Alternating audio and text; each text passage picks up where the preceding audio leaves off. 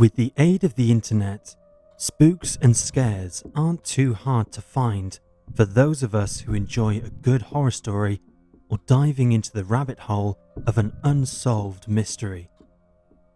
Social media is chock-a-block with eerie and bizarre tales, often sustaining the idea that fact truly is stranger than fiction. In today's video, we'll be exploring 5 disturbing real-life horror stories.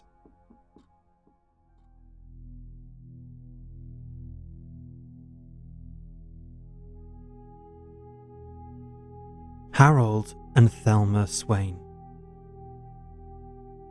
66-year-old Harold Swain and his 63-year-old wife, Thelma, lived in Waverly, Georgia.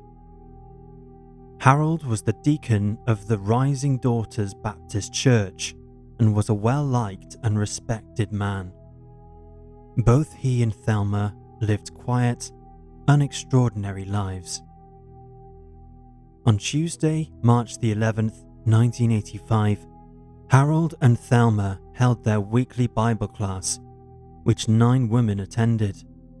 At around 8:50 p.m, one left early, and on her way out, she encountered a man she didn't know and hadn't seen before, who asked to speak with Harold.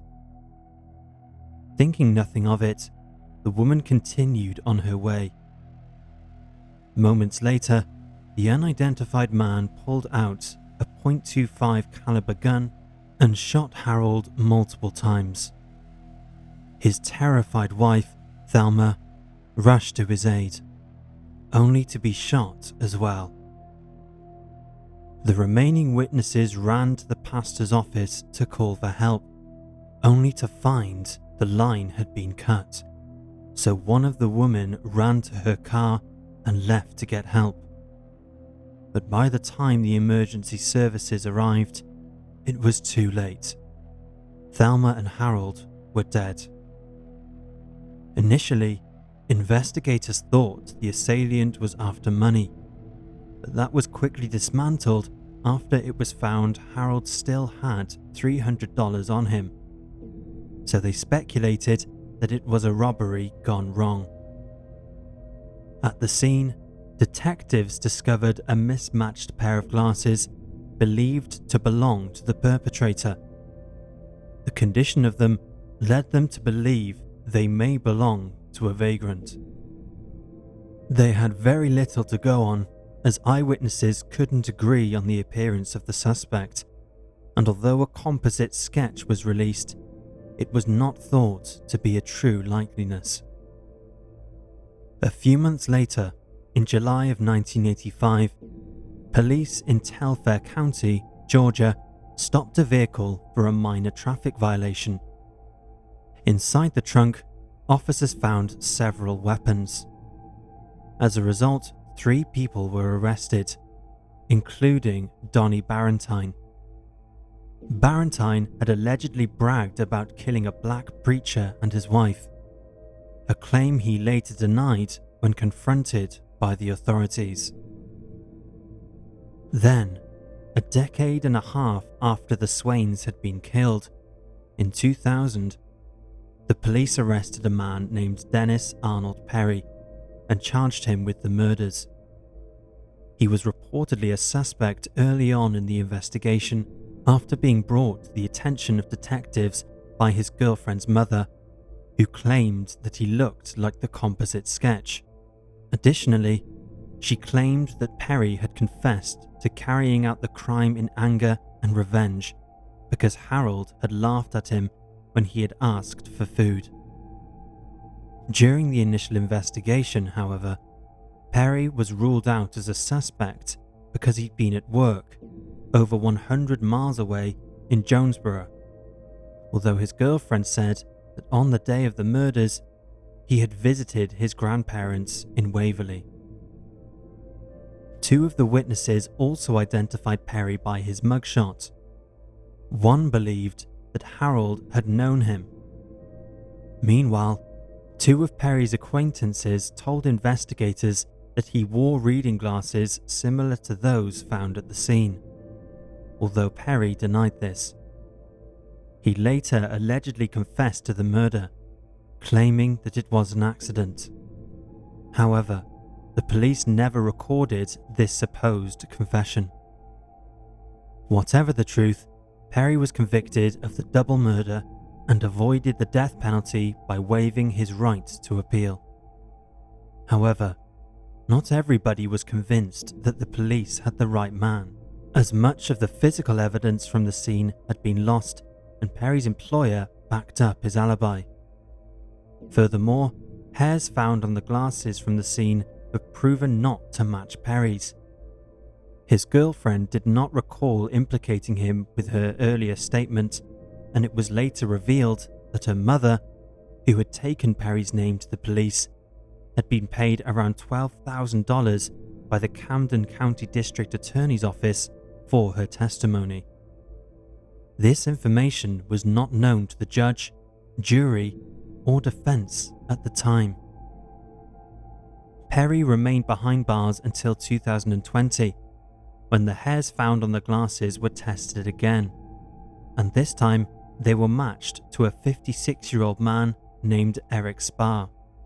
Sparr had been investigated back in the 80s, but had been ruled out because he provided an alibi. However, he allegedly told one of his ex-wives that he'd killed the Swains. She also noticed that Perry had glasses resembling the ones found at the crime scene, and confirmed that he was a racist, a claim his second ex-wife agreed with, describing him as a white supremacist. Due to the DNA match, Dennis Perry was finally released from prison and his convictions were overturned. The DNA that proved Sparr's hair was on the glasses actually came from his own mother, who gave a sample to the investigators. Strangely, just a few days after Perry was released from prison in the summer of 2020, Gladys Sparr was found dead in her home. It is unclear at this time if foul play is suspected. In November 2020, Harold's body was exhumed. However, at this point, no charges have been brought against Eric Sparr, and the investigation is still underway.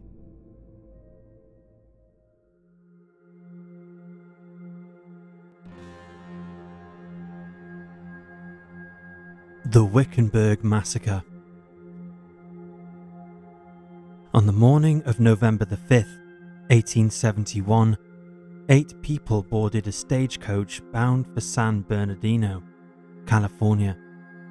It would travel along La Paz Road from Prescott, Arizona, and was heading towards Wickenburg when the journey was cut short. At 8 a.m., 6 men, including the coach driver, were shot and killed.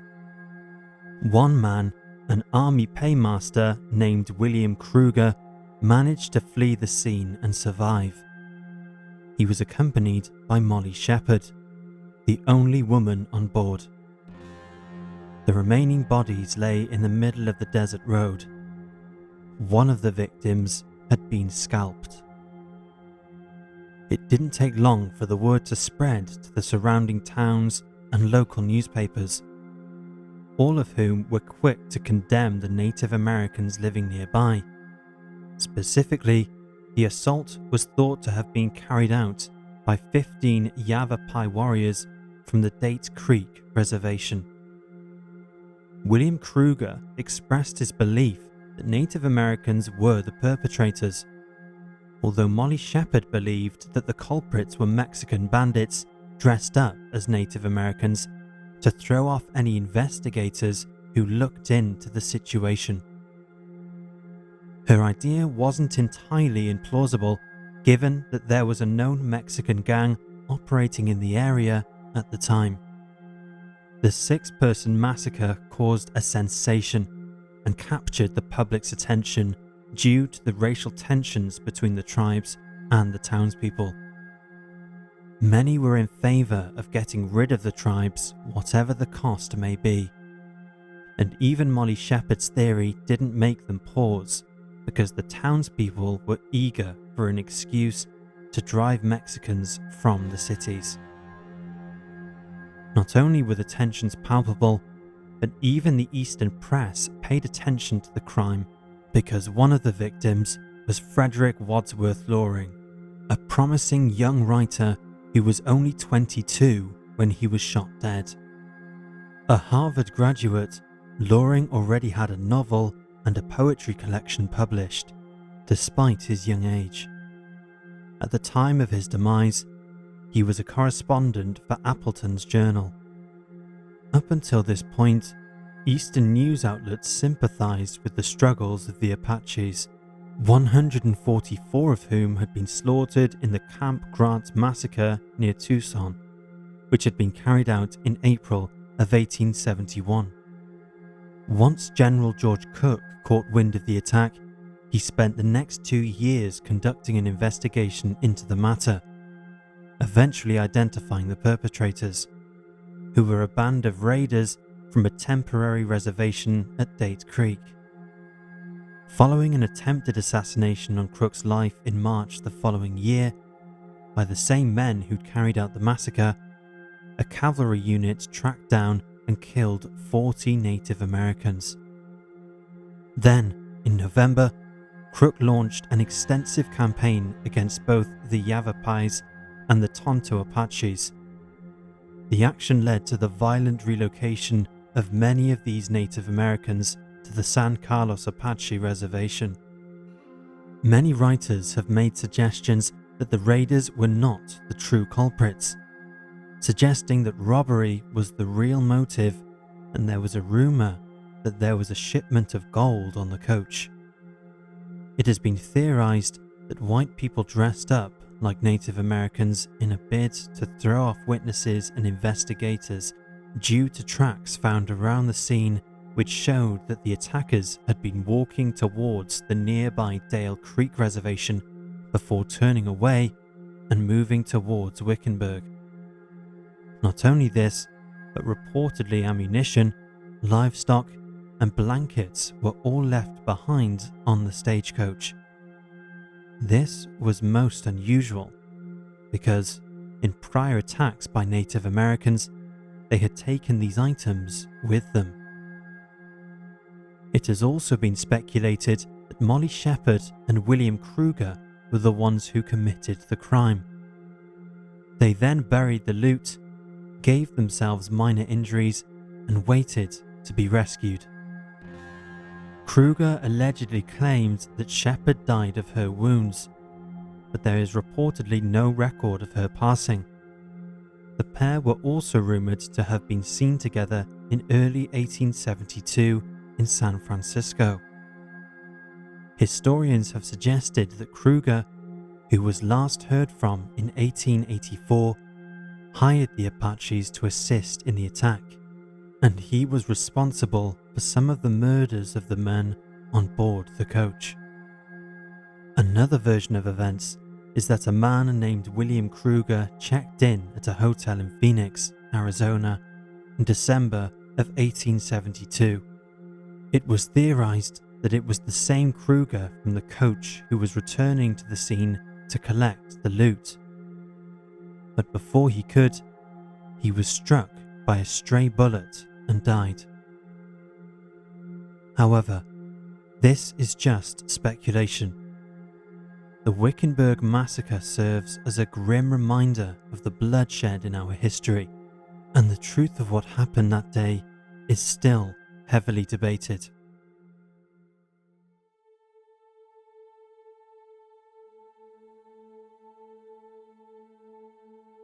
Irene Garza. Irene Garza was born on November the 15th, 1934, to parents Nicholas and Josephina, who owned a small dry cleaning business in the city of McAllen, which is located in Hidalgo County, Texas. As Irene became a teenager, her family's business boomed, and they were able to relocate to a rather affluent suburb on the north side of the city. Irene attended McAllen High School as a teen and became the first Latina drum majorette there.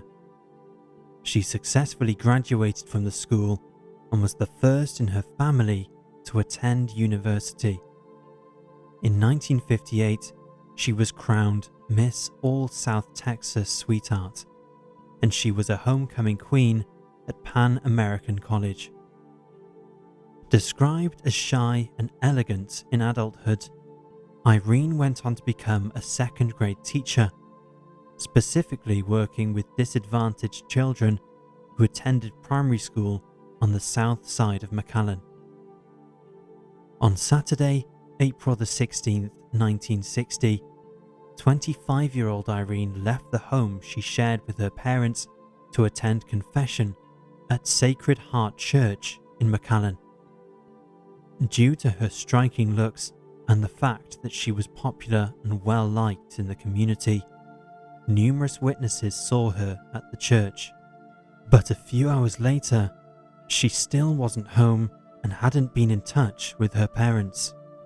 By 3 a.m., Nicholas and Josephina Garza began to panic, and they went to the police to ask them to help look for their missing daughter. 2 days later, a passerby found Irene's handbag, left beige high-heeled shoe, and her face veil. The search that took place over the next few days was the largest in Rio Grande Valley history at the time, but unfortunately, it turned up nothing.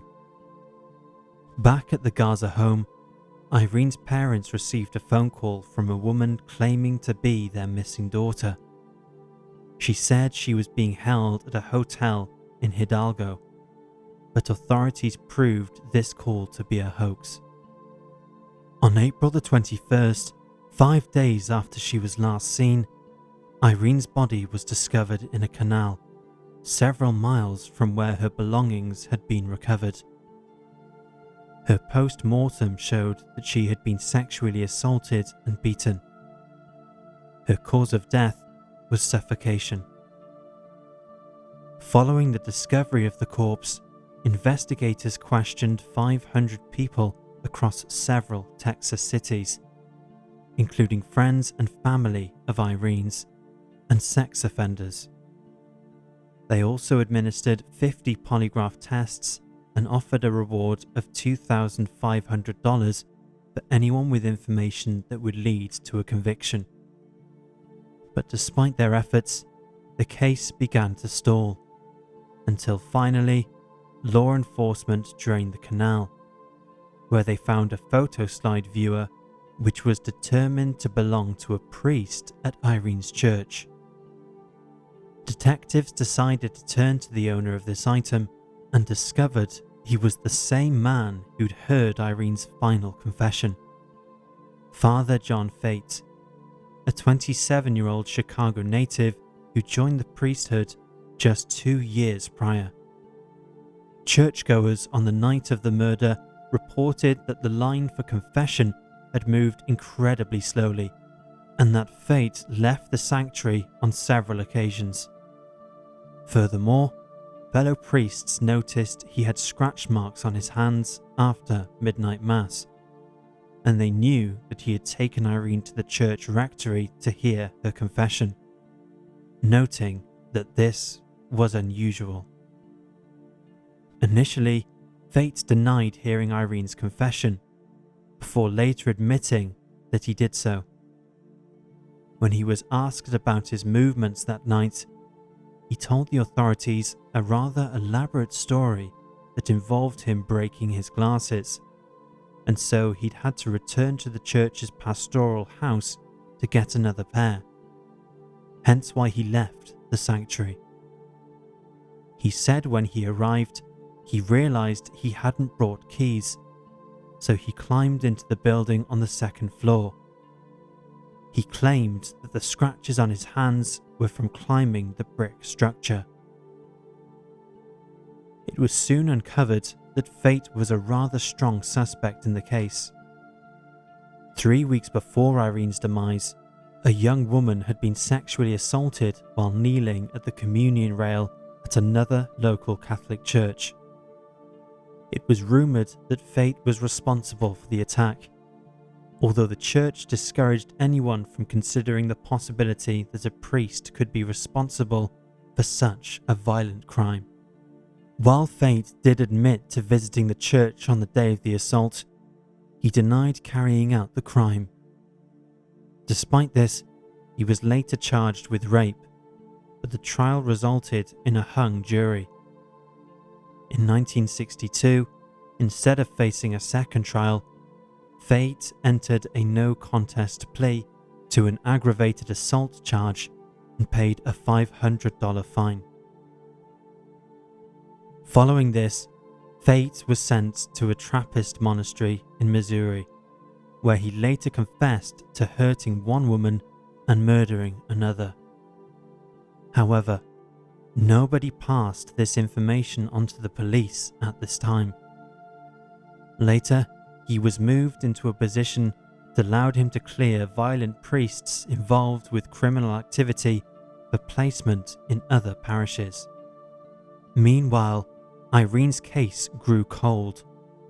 In 2002, it was reopened briefly when one of the monks from the Trappist monastery came forward to investigators in San Antonio, telling them about Fate's confession. He believed the crime had occurred in San Antonio because this is where Fate had trained. From here, detectives contacted a priest who had worked with him at the time of the murder. The witness said he suspected Fate of the crime and that he'd later confessed. However, nothing further came of this because then Hidalgo County District Attorney Rene Guerra refused to take the evidence to a grand jury, claiming it was insufficient.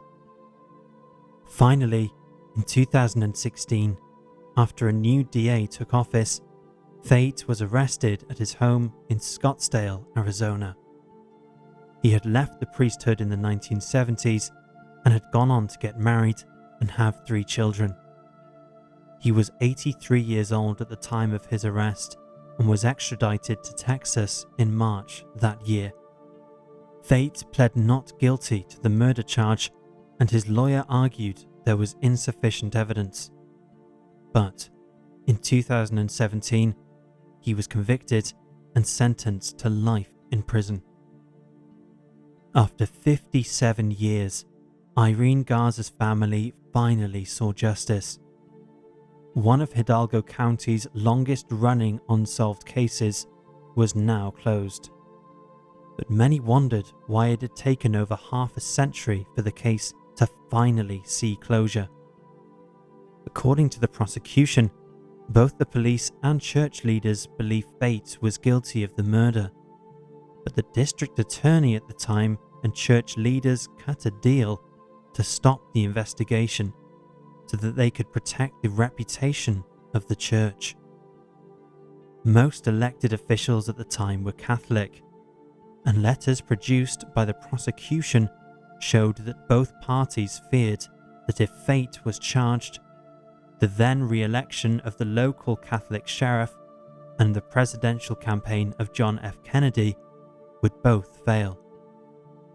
Church officials decided instead to try and hire a private investigator to find loopholes in Fate's case. Fate died of natural causes in February of 2020.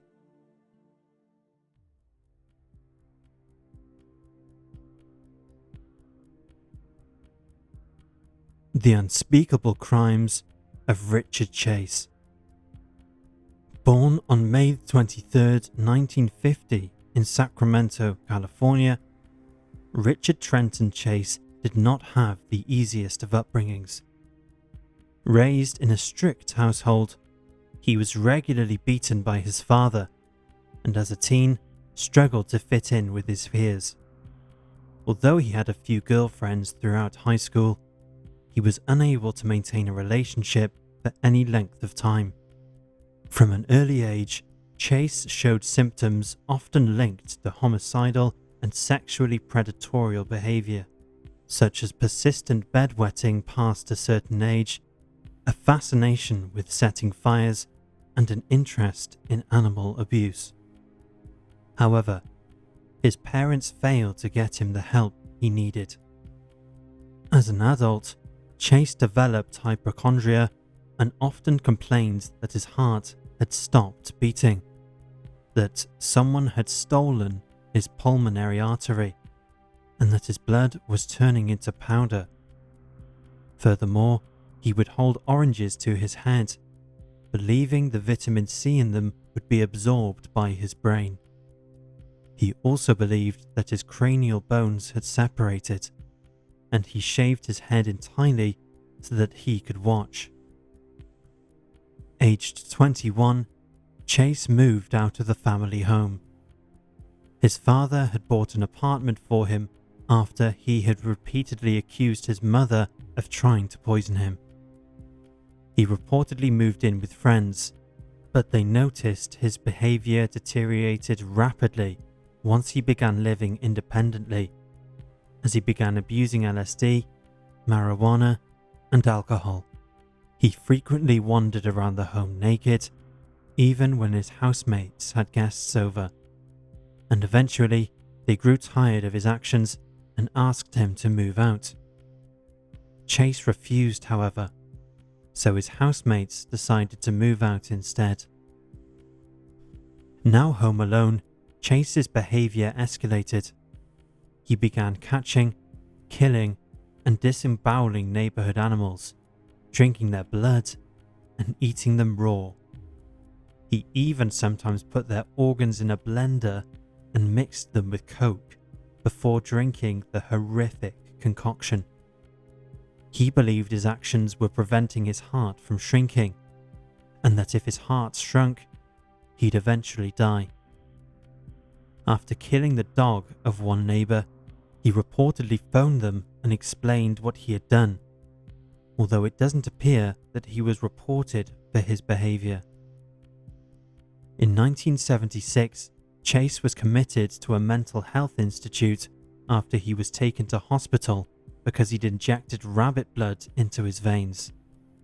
He was often seen at the institute with a blood-smeared face, which he claimed was because he'd cut himself shaving. The truth was revealed, however, when he was spotted catching birds through a window and breaking their necks, after which he drank their blood. This, combined with Chase's strong interest in stealing syringes so he could extract the blood of therapy dogs, led to him being dubbed Dracula by the staff, who, along with other patients, somewhat feared him. Chase was diagnosed with paranoid schizophrenia, and for some time he underwent treatment before he was deemed as being safe for release. When he was freed, he was placed in his mother's custody.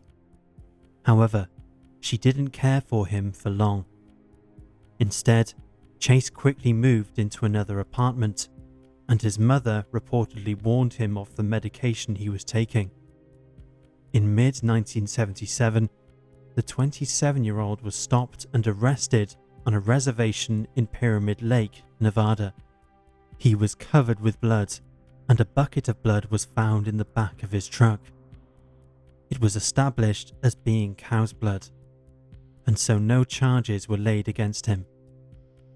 Additionally, around this time, Chase became interested in guns.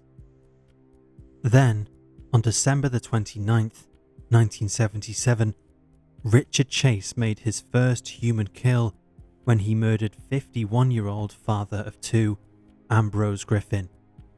Chase shot Ambrose on his driveway as he was unloading his groceries. 2 weeks later, he attempted to enter a woman's home, but left when he found the doors locked. On January the 23rd, 1978, Chase broke into the home of a 22-year-old pregnant woman who was home alone at the time. Teresa Wallin was shot 3 times, after which her corpse was sexually abused and stabbed with a butcher's knife. Before leaving the scene, Chase removed several of Teresa's organs, cut off one of her nipples, and drank her blood. He stuffed dog feces down her throat and then left. 4 days later, his crimes worsened when he committed mass murder at the home of 38-year-old Evelyn Miroth, who was with her friend Danny Meredith, her 6-year-old son, Jason, and her 22-month-old nephew, David Ferreira. He shot all of them before mutilating Evelyn's corpse, sexually assaulting and cannibalizing her, draining her blood into a bucket before drinking it. He left the scene in his car, taking David's corpse with him. At home, he drained the blood from David's body and consumed several of his organs. After a tip-off, Chase was arrested. At his apartment, officers found that his walls, floor, ceiling, fridge, eating and drinking utensils were all covered in blood. His home was, by all accounts, gruesome. Inside the fridge, investigators found the organs of his victims, and his blender was thick with congealed blood and rotting flesh. Furthermore, they found numerous pet collars, the .22 caliber weapon used in all of the attacks, and Danny Meredith's wallet. In 1979, Richard's Chase trial began, and the media dubbed Chase the Vampire Killer and the Vampire of Sacramento. On May 8, 1979, a jury found Chase guilty of 6 counts of first-degree murder. He was sentenced to death by gas chamber. Richard Chase's life came to an end on the morning of December 26, 1980, when he was found dead in his prison cell. He had overdosed on the medications he'd been prescribed by his doctor. Despite his demise, the horrific story of the Vampire of Sacramento continues to live on.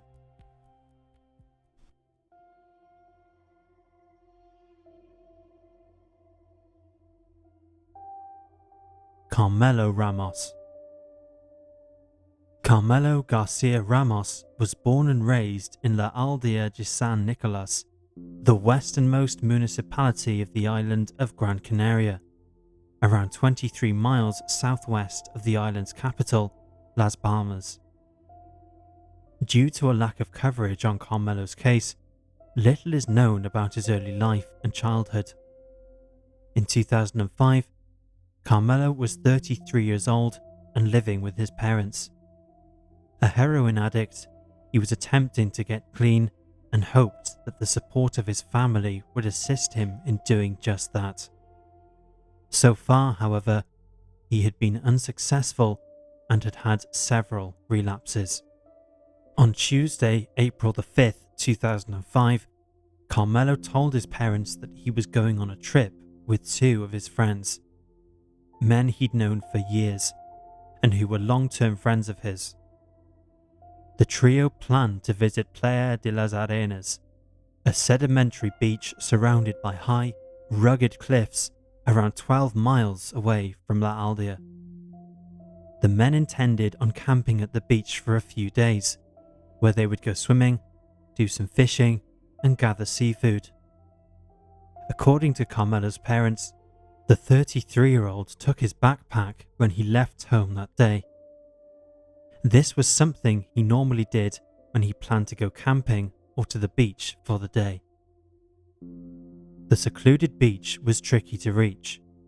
It was accessible only by a narrow and twisting hiking path that was not recommended to anyone with an aversion to heights. But this didn't faze the trio, who went on their way. Carmelo was never seen or heard from again. 4 days later, on April 9th, the 33-year-old's 2 friends returned home without him. However, his absence was not noted until later that month, when Carmelo's parents tried and failed to contact him. The couple had previously assumed that the friends had extended their trip, but soon after realized that Carmelo's friends had already come back to La Aldea When the pair contacted their son's friends, they explained that the 33-year-old had disappeared. Unsatisfied with this explanation, Carmelo's parents pressed for further information. It was then that the friends elaborated more on their story, claiming that at some point during their trip, Carmelo had told them he was going to look for seafood. They saw him heading to a small rocky cove, but never saw him again afterwards. That same day, Carmelo's parents filed a missing persons report, but they found the behavior of his friends to be rather strange. Why hadn't they contacted the authorities? Why hadn't they contacted them, his parents? How did Carmelo simply disappear? After a report was filed, the local police chief contacted the search and rescue team, suspecting that Carmelo was lost in the wilderness or had possibly even drowned in the sea. The search and rescue team consisted of sniffer dogs, divers, helicopters and boats, as well as officers who searched on foot. But they were unable to find any evidence of Carmelo being at the beach. There were no signs of him or his belongings anywhere. In the following days, Carmelo's backpack turned up on the rooftop of his parents' house. It is unclear how it got there, although online sleuths have theorized that somebody had thrown it up there, likely his friends, as the rooftop wasn't very high up. Additionally, Carmelo's friends were interviewed, but no charges were ever brought against them. The 33-year-old sister, Rosa, continued to look for answers as the weeks went by. Eventually, she took herself off to the beach where her brother was last seen, and it was here that she stumbled across Carmelo's wallet and house keys in a cave. It is unclear how they got there. According to Rosa, a short time after this, she received an anonymous phone call telling her that Carmelo had been murdered by his friends. She told one media outlet, "I am convinced that they took his life." Carmelo's case has been cold since 2008. Investigators believe it's likely the 33-year-old succumbed to the elements after getting lost, that he was involved in some sort of accident, and his remains have just not been found yet. The Garcia family, however, believe that Carmelo's friends were involved in the disappearance. They are skeptical that the 33-year-old even made it to the beach on April the 5th. Both of Carmelo's friends were also heroin users, leaving armchair detectives to speculate that perhaps Carmelo died of a drug overdose and his friends hid his body. Or, alternatively, he met with an accident after using. The general consensus from amateur sleuths is that his friends know more than they are letting on, but were not directly involved in his demise. However, since the case is at a standstill, it seems unlikely we'll ever know what happened to Carmelo. Not unless his body turns up somewhere. One of his friends, who was with him on the beach trip, died in 2013 following a landslide near that same beach. Few photos are available of Carmelo. He is described as having short, black curly hair, brown eyes, and a thin complexion. He had a mustache at the time of his disappearance and also has a scar on his right eyebrow. He is 5'9" and would be 49 years old today, if he is still alive. Anyone with information in Carmelo's case can call SOS Desaparecidos on +34 649 952 957.